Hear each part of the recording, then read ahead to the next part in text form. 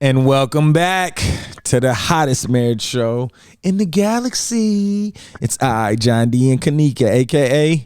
And Too Much Podcast. How you doing this morning? Fine. How are you? I'm okay. You know, I realized when I woke up this morning, I was like, why have I been so tired? And I think that last weekend caught up with me from being up for almost 24 hours. Ooh, yeah. So I was still getting up pretty early to do what I needed to do. But when I went on the professional development, I went to bed at the right time, but I was still tired in the morning. I was like, something's going on. But this morning, I was like, I don't have to get up. And I didn't have anything to do. So I said, I'm going to figure it out today. So I'm not going to work tomorrow. I know I start back on Tuesday officially. So I'm going to just get my rest, hopefully. I take me a couple of naps today to get my life back together. I said a couple of them. You know, naps, they are everything in the whole entire world. They feel so good now in my adulthood. So I understand. You know, I don't really get a chance to do them. If I do, it's because it just happened. But I don't really typically want to take a nap unless I know I have to stay up at night or something. And then that's still hard. Yeah. Yeah. But overall, I would like to believe that I'm probably one of the happiest men in the world. And I feel like if there was some type of measuring system, that I would probably be in the top 3. Well, that's pretty big. Okay. I know it is. And what's so crazy is that I don't think people really believe how much I enjoy being in your company. Yeah, I'm a joy. You are. So what's on your brain today? I guess, you know, we had a weird couple of weeks because you know, Dallas and I were gone for his camp, and then we came back, and then you were gone for professional development out of town, and I had come up. You know how we always say absence makes the heart grow fonder, right? And even I remember when you had to stay in Abu Dhabi, and I was here. You used to say that to me a lot. Like, you know, I would get frustrated with things, and you'd be like, you know, absence makes the heart go away. It's okay. And other people would say that to me too, to kind of like console me. But I didn't believe that absence made the heart grow fonder. And I felt like it was like out of sight, out of mind, right? It could easily be that as well.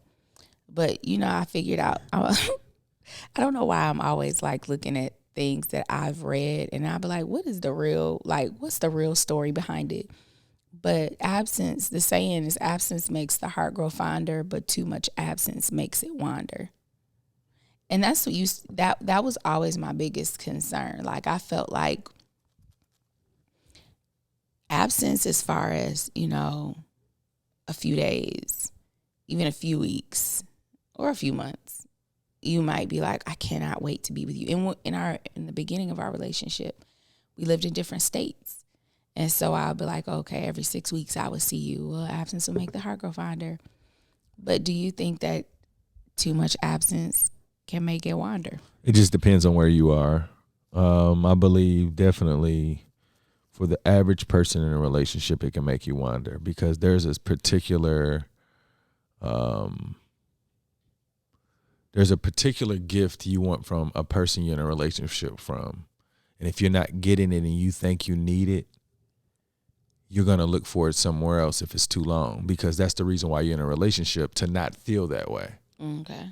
So if you are in a relationship where you think whatever thing is important, too much absence can make your heart grow wander. Absolutely. And it's not intent to like find somebody. It's just that you're used to what something's supposed to look like and not feeling a certain type of way.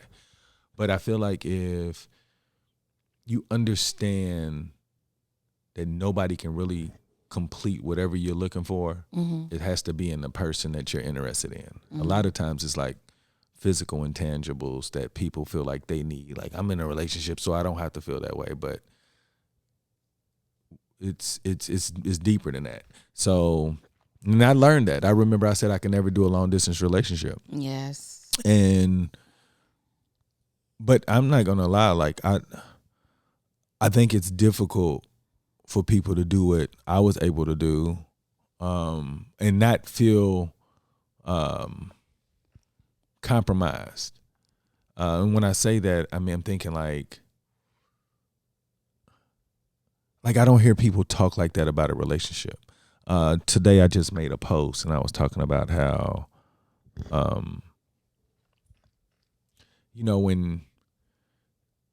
when you, I guess when you like somebody, it's different. Like, is in the beginning, you know how everything, you'll do anything. And, if you don't understand the point of the relationship, you will make it up for whatever you feel like it's supposed to be. Like, regardless of how the other person feels. Like, you could be head over heels for me, and I'm like, well, I don't like all of that. But it's like an agreement. Like most of the time relationships fail because they don't know how much effort it actually takes to be in a successful relationship. And it's not even difficult because what people think. It's difficult because y'all haven't talked enough. If you talk enough to a person, you'll know what they like and what they don't like. And if you like them enough, you'll try not to make them feel so they don't feel that way. You know what I'm saying? But if you don't care about it, like, look, this is who I am. Yeah. Like, I feel like you haven't conversed enough to feel like the relationship's worth it. So with that being said, if you are not comfortable within yourself, or you know who you are, you don't know how to ask the right questions to a person, you're going to be attracted to things that everybody else think is important. Like, what I was telling, I don't know, one of your cousins yesterday, I was like, I really got lucky with Kanika because, like, I liked her because she was smart. Like, the things that people like even I remember when you was like, these other women are so pretty, and I was like, they are, but they have to have a certain element. What if you like get hit by a bus just in your face? If I'm gonna still want to be with you, can you talk to me? It's horrible. It is, but I'm saying, like, I've grown to the point where I bet on you being smart enough for us to have productive conversations. Okay. Yeah. And I feel like even like when I came back and I told, like, even after like being gone a year and a half, right? And coming back, I wanted to talk to you all the time. He's like, no, that's too much. My God. Because I was a horrible communicator. It wasn't because, like, if I was a great communicator, you would have enjoyed talking to me. Yeah. But being that I was a poor communicator, he's like, if I have another conversation with you today. Hey. Like, let's just take a break, okay?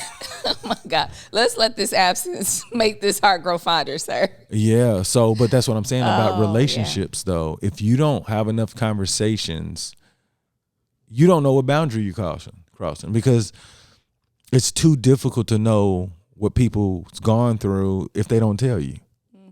And, a lot of times you don't know to bring up something unless the moment is there, So I do believe it can make it wander. But if you understand who your person is, you wouldn't allow anybody to be able to break that. Like, if you truly understand, you're like, well, there's nothing this other person can give me other than heartache if I lose this one. But you have to be able to believe that. And I don't think, like, most people know that relationships can get to that point.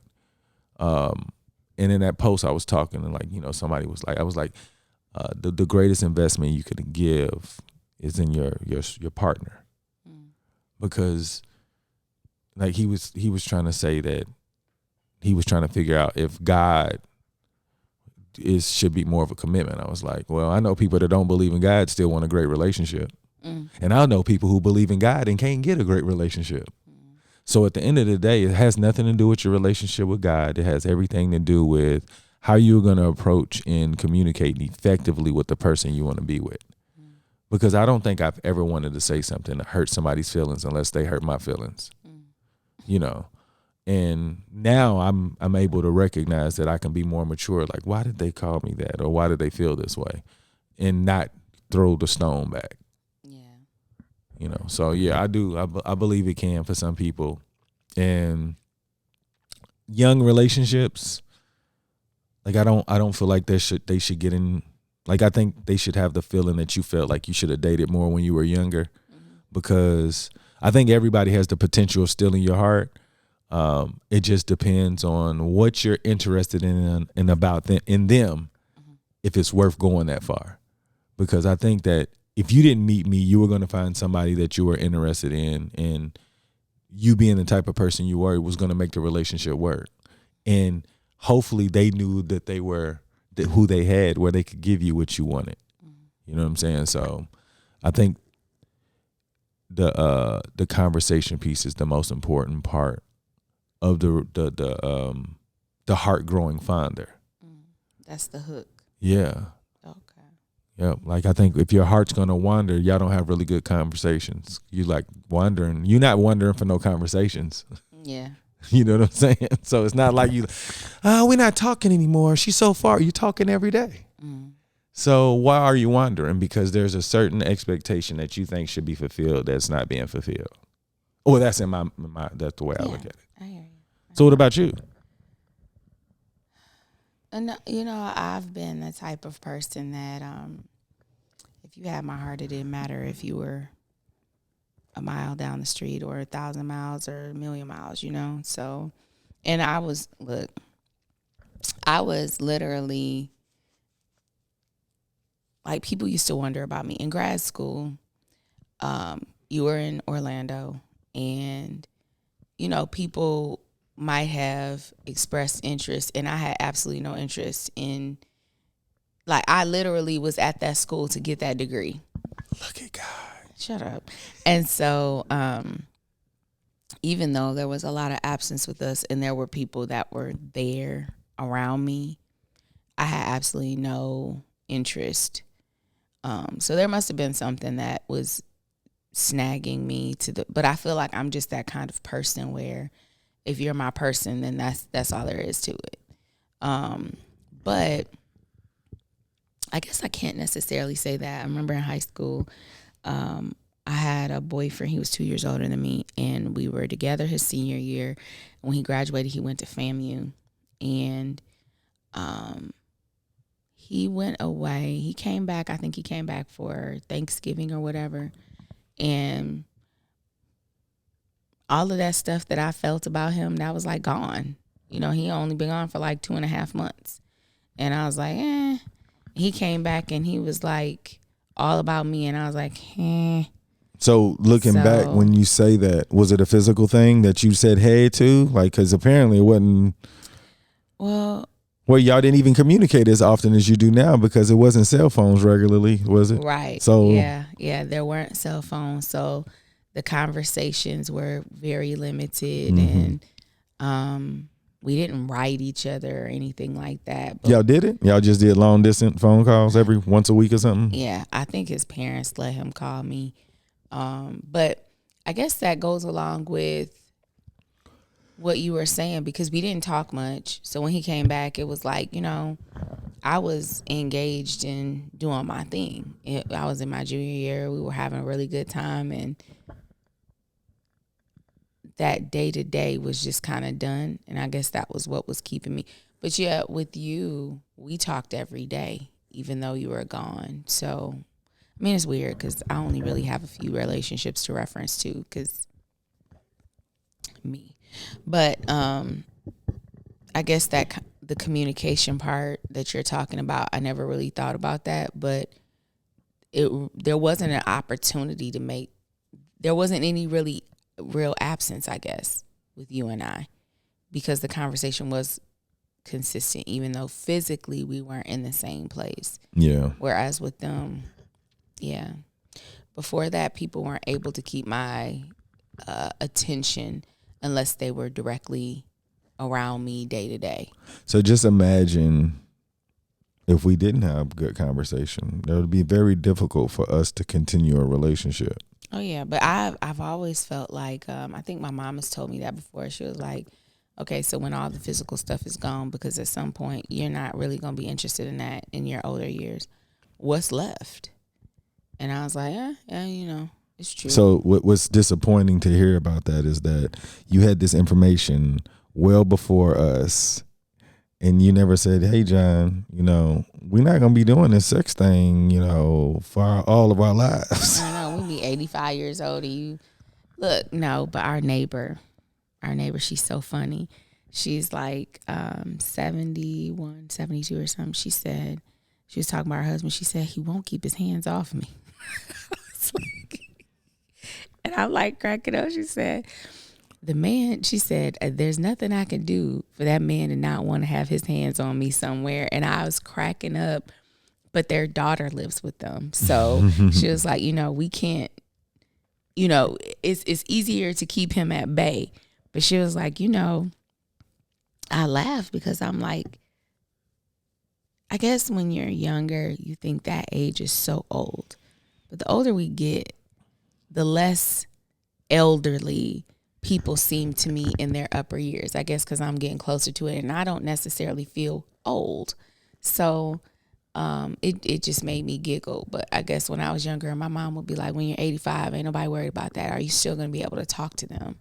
And she's like, that's the value of having someone that's your friend. I didn't understand that before, but me neither, but I definitely wanted that. Yeah, I wanted a friend. Oh, I didn't want that. Oh. Remember, I didn't think you could. Well, I thought I could be a friend. I didn't think you could be my best friend. Yeah. John is a weirdo. So. Yeah, I didn't know how I was supposed to. Like, you know, looking back, I was like, gosh, I was really trying to like live my life with a set of rules that nobody's gonna follow but me. I was like, we can be together and we can raise a family. You're not gonna be my friend. No, I didn't say that. I said you couldn't be my best friend. I don't want because to you know outside with you. Hey y'all, he didn't even want to ride to work with me every day. Yeah, that didn't make sense. Because I told you, like, you know, my father always said that, like, he made me seem like I was gonna, like, my family was gonna burn me out, and I didn't want to be with them. Yeah. So I wasn't gonna let her burn me out through the drive to work. Oh my God. Look, we drove to work a couple times and it wasn't the best. Oh my God. Look, fought the whole time. Yeah, but now it's so much better. We don't get into that. Like, life is so much more peaceful. Yeah. Like yeah, like, you know, even like I was telling, I don't know one of your cousins, I was like, look, if you know something that bothers her and you talk about it, or you want to talk about it, but you don't present it in a way for her to not be offended, then you looking to fight. Hey, and we all know I was ready to draw swords in my younger years. She still be ready to fight. And I'd be like, you know, what are we doing? Like, you know, I'm not trying to get you. It's like, you know, the way you said this, but you know, I'm working on that, right? Yeah, but just know the sword was coming out of the sheath. Yeah. You know, so I mean, like, that's why I said this relationship thing. I think that we found something that could really change, like, the way people approach relationships.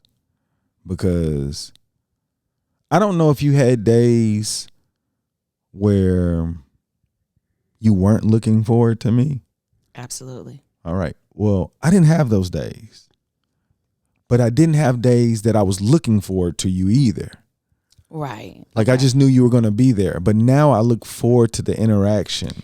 Well, the days I was definitely not looking forward to seeing were like the days after one of those disagreements that just never got resolved. And it was like, ugh, I'm about to see. And then it's like, if he tries to bring it up to solve the problem and makes it worse, I'm probably going to like choke him.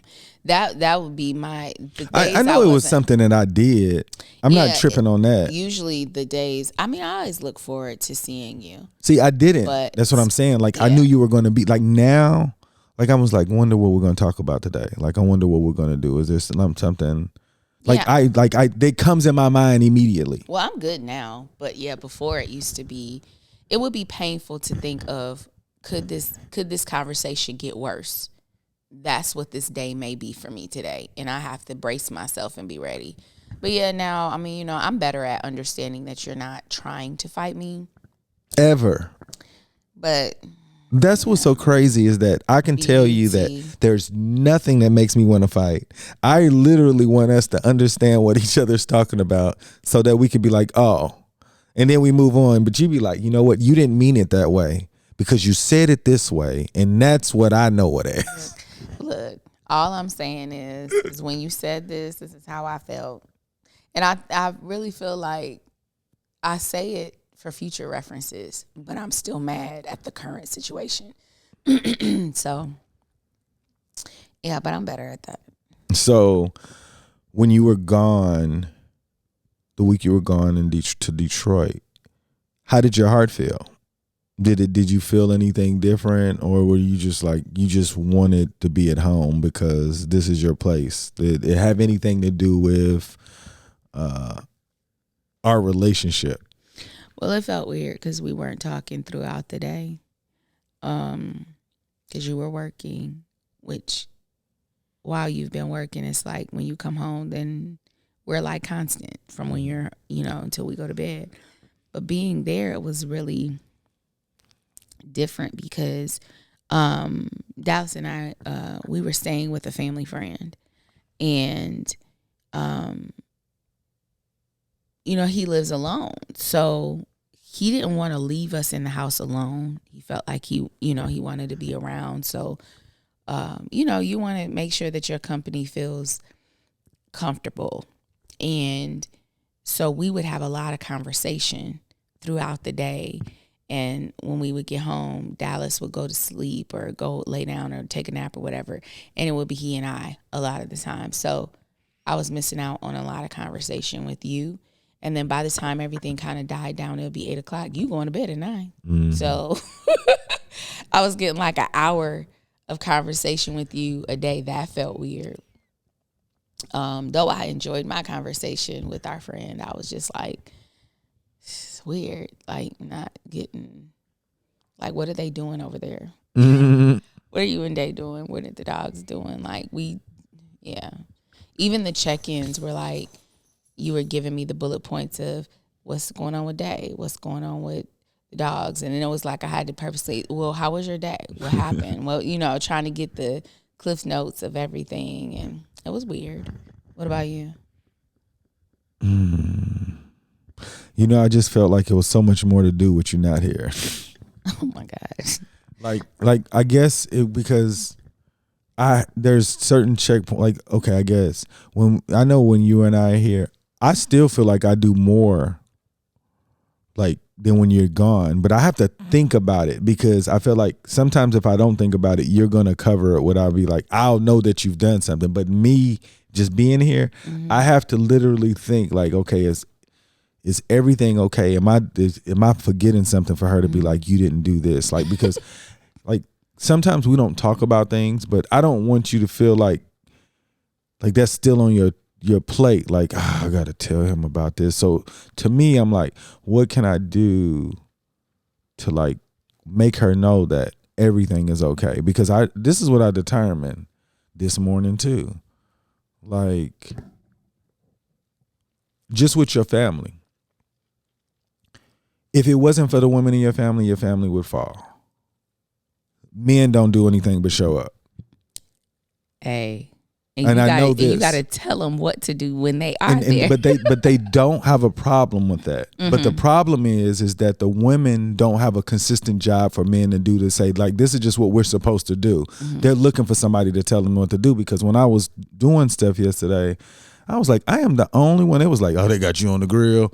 And I'm like, why aren't you on the grill? You live here. You know what I'm saying? You're supposed to be a part of this. But I was like, so that's another thing, because being a part of so many different events, organizations, family reunions, there's always a man on the grill that wants to be there. Yeah. But this family is different. And I was that's why I told you this yesterday morning. I was like, hey, I'm going to get on the grill for y'all because I couldn't think. I'm like, they're going to do it. And I was like, no. That's why I told you, I was like, let me drop you off. I'm going to go get the kids and come back because I didn't. And then I got there and then I see like women around this grill. They was like, I don't know if we did it right. And I'm looking, I'm like, you guys did a great job. Like, but they were willing to do that. You know what I'm saying? Yeah, I think my mom is probably the only woman who grills in our family. The other ones, including me, I don't grill at all. No, but I'm just saying, like the idea that you said the only one, like, so what? I don't know any other women that grill. It's always a man. Look, literally, we were like, yeah, so it starts at 11. See y'all at 11. People didn't start showing up till like 12:30. The only people that were really there were my cousins that were helping me to put it together, to get everything together. But other than that, yeah, the guys were trickling in after 12:30, and they were just like sitting around and laughing and talking. But it's always been like that. Yeah, that's what I'm saying. It's just the environment. So that's what I was like somehow, like we're going to. I think that me and Dallas is going to change that. Because Dallas is going, like, he loves to cook anyway. Yeah. Like, I should have had him on there so he can just get eyes on and, like, because it, like, what if he ends up enjoying doing something like that? He might as well get the practice in. And then he can hear immediate responses. Who did this? You know what I'm saying? Who did this? Yeah, that was, that's true. Yeah, get Dallas on that. Because it's weird because growing up, I remember my dad used to grill at my house, but I don't think at the family reunions he did. There was nobody who did. I mean, we even have like older guys in our family. The only people that I would think that would do it are the older ones. And the only reason I feel like they wouldn't do it is because they're older now, but nothing was ever handed down. No. So like I've never seen like our oldest cousin, I've never seen him touch a grill. He's always been there with a mouthpiece. That's him. He's talking the entire time. But so like just I'm going to put it out there. Yeah, like if I'm there, I don't think anybody should have to grill. Good job. Yeah, like I don't like, and it's not like to say anything about the men because they just never. I don't think they've ever been in an environment where they were expected to do it. I've been in a lot of environments. It's like even with the Qs. Mm-hmm. The youngest man on the grill, and then the youngest Q, like, you know what I'm saying? Oh, really? Yeah, like everybody's gonna learn how to grill. And if you burn it on your first time, you're in trouble. So, but yeah, like, I mean, typically you're gonna know somebody over there that wants to grill. Mm-hmm. So like somebody was like, hey, you got to do this. I remember like older bros like took pride in like, flip it, you know, don't flip it too soon. You're gonna tear the meat up, and you know, so it's just like, hey, sometimes, you know, you got different kind of people, so you want to just kind of stagger it. So this is, you know, and I was like, but you wouldn't know that unless you've had that exposure. Yeah. And I definitely had, but I will accept that responsibility. And plus, it wasn't even that much. Like, I mean, it was a lot of food we cooked, but it wasn't. It was just hot dogs and hamburgers. So don't really take. Yeah, my mom did the ribs the day before. It don't take too much time for, like, I mean, I couldn't do ribs because I don't know how long it was supposed to be on there. I can do some chicken, hamburgers, and hot dogs. Yeah, and possibly some fish. But yeah, I want it to be like where people accept responsibility, so it can move a lot smoother. Like yesterday, I felt like I didn't expect it. I didn't expect this weekend to move as smooth as it did. And not saying that I expected a catastrophe or anything. I just didn't think that it would look like that. That was pretty good. You guys did a really good job, specifically you. But there are some things that we definitely need to talk about because I feel like you don't treat your family like when you're at work. Like people at work know who you are. Yesterday, they would never know how you operate at work. Everybody did, like even the way you were presenting information, it just looked like it was a joke. Like you like, everybody put the cans in it. I was like, First of all, like if you was at work, you would have like, I need everybody to be quiet, please, or lower your voices. From now on, I would like for you to put it was all a joke. And I was just like, nobody's taking you serious for real. Look, because, I don't want to be the same person I am at work. It ain't about that, but I feel like when you want something done, they need to know what a firm is. Yes. I probably should have gone to every table and say, hey, I ain't playing with y'all. I need you Not to do even this, that. You wouldn't say that to your workers. Yeah. I'm just saying, saying it to the point where like, I need this done. If we're going to do this, there's certain things that just need to make it a lot easier for me. I can't stop everything, but you can put that in this container. Yeah. Well, I guess I feel like when I'm with my family is really fun for me. So I don't ever really, it doesn't. But when you're running it, I feel like you got to orchestrate that business part so you don't get mad and not want to do it again. Yeah, that doesn't occur to me because I like to enjoy my family. The idea of being business-like just doesn't correlate with me being with them. No, I guess it's more so just like procedures. And I understand if I'm going to have fun, certain people need to follow procedures because if they don't, you probably won't have fun this way again. Yeah. He's like, you know what? This is my last year. I did all I could. I can see this isn't working. Because y'all threw away all my deposits. Look, I was in the trash pulling out cans. I was in there with you. But you got to live and learn. Now I know I'm going to have a board and I'm going to take the different things these go into this being. Like, yeah, there were a lot. I have like, even there are some cousins that I don't know if they literally, I wonder in a business environment or wherever they are, do they talk at full octave, like full volume? Because it's just, they are so loud. But yeah, everything, I like to keep everything as light and fun as, fun and games with my family when I'm with them. I don't think in the form of, business and procedures and stuff, just because that I'm not work Kanika when I'm with them. Who they see at work and what I have to do at work, that's literally reserved for that space. And when I'm not there, I don't want to feel that way. I want to keep everything like, I get what you're saying. I just I don't want you like, but I just, people get taken advantage of all the time because they don't know the boundary. Mm-hmm. And I don't want you to, because I felt like if people know the expectation, you'll keep doing it. Mm-hmm. But if you feel like you're not being appreciated, the family's gonna hurt. Hey, I tell you what though, I had a couple family members. They were doing deposit work for me. They were like, look, they got to the point where they was putting the plastic water bottles that don't even kind of went in there. I saw that. I was like, Dave was like, why are they putting the water bottles in here? I was like, they just making sure. I ain't gonna make no mistake. I'm just gonna put everything in here because certain states they don't get deposits back. So I was like, I need y'all to know this is like $15 worth of stuff. Just put it in here.